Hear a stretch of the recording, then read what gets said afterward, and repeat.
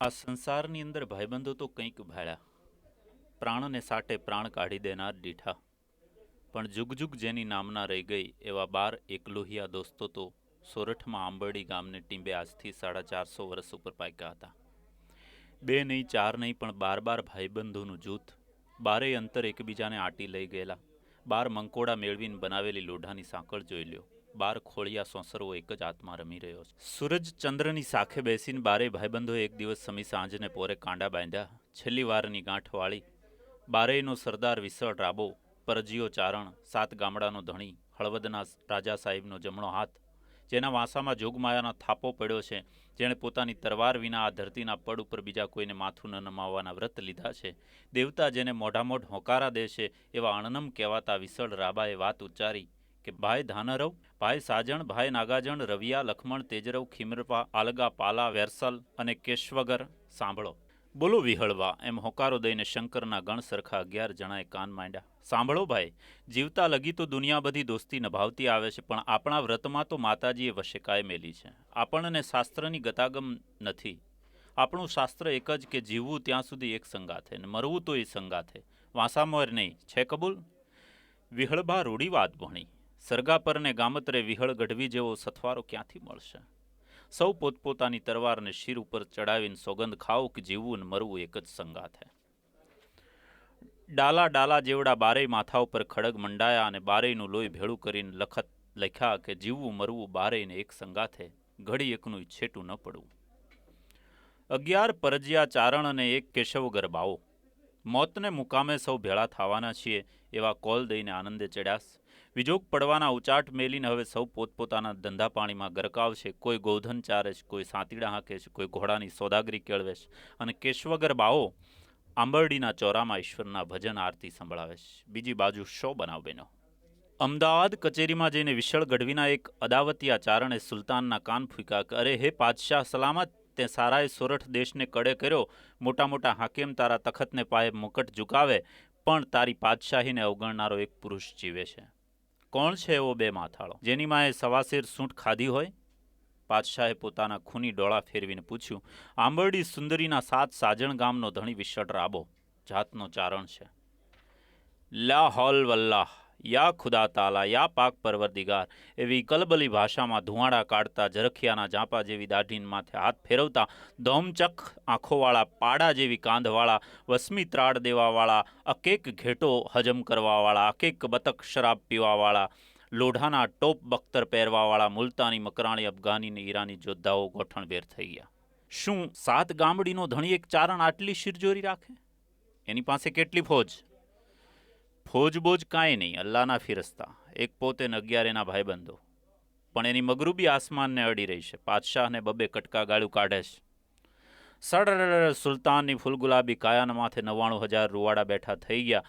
ફોજને હંકારવાનો હુકમ દીધો. અલ્લાહનો કાળદૂત ધરતીને કડાકા લેવરાવતો આંબરડી ગામ પાર આવ્યો. ગામની સીમમાં તંબુ તાણીને ફરમાશ કરી કે બોલાવો વિશળ રાબાને.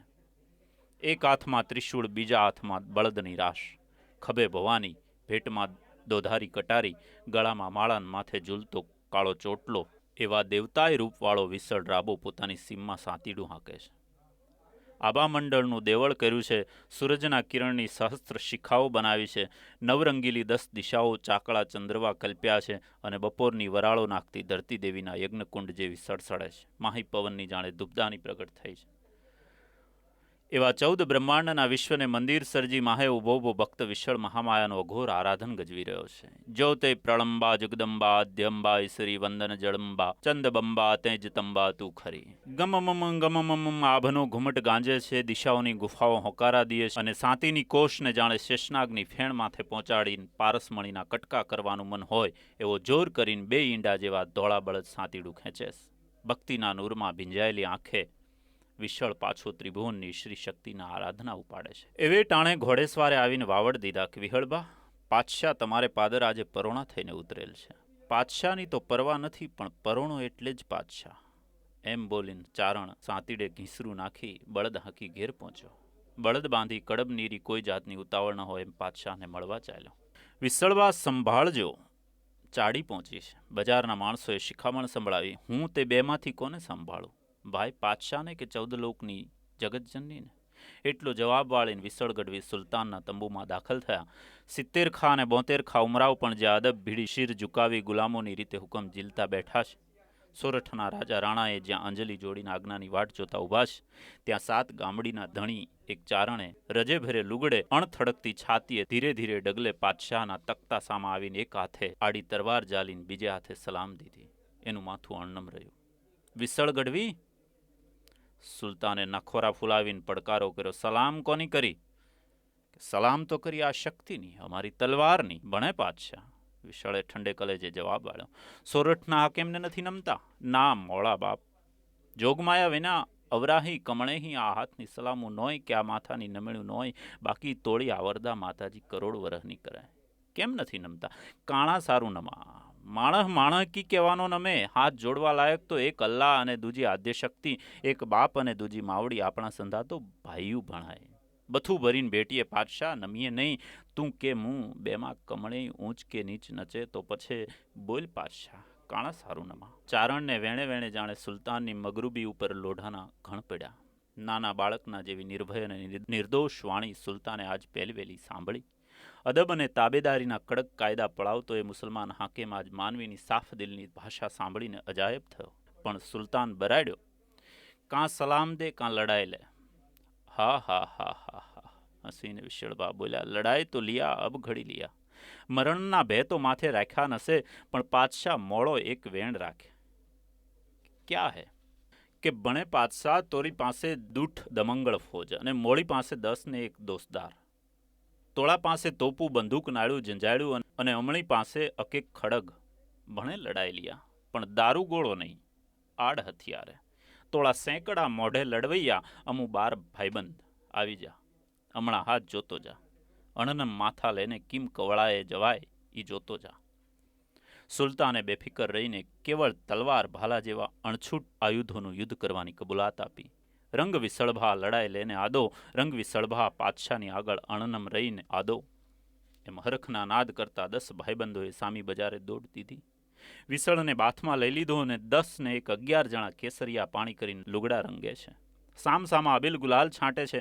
માથાના મોટા મોટા ચોટલા તેલમાં જબોળે છે. મોરલા જેવા 12 ભાઈબંધોના મોતના પરિયાણની આવી વાતો જે ઘડીએ સુલતાનના તંબુમાં પહોંચી તે વખતે દાઢીએ હાથ ફેરવીને પોતે પસ્તાવો કરવા લાગ્યો કે ભૂલ થઈ, જબરી ભૂલ થઈ.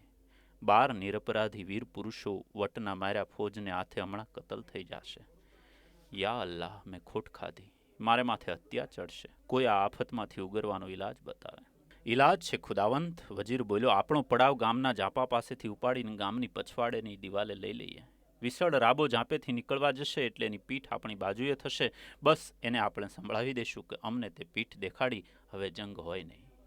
સુલતાનની ફોજ ગામની પછવાડેની દિશાએ જઈ ઊભી. 11 ભાઈબંધો સગાવાલાને જીવ્યા મુવાના જોહાર કરીને ડેલીએથી નીકળવા જાય છે ત્યાં વસ્તીએ અવાજ દીધો.